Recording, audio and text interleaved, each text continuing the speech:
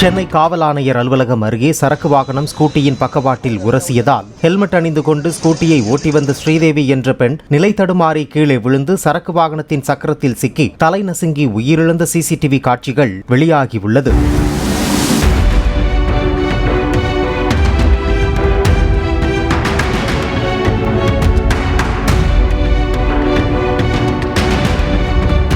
விபத்து குறித்து அறிந்து சம்பவ இடத்திற்கு வந்த ஸ்ரீதேவியின் தாய் உடலை பார்த்து கதறி அழுதார்.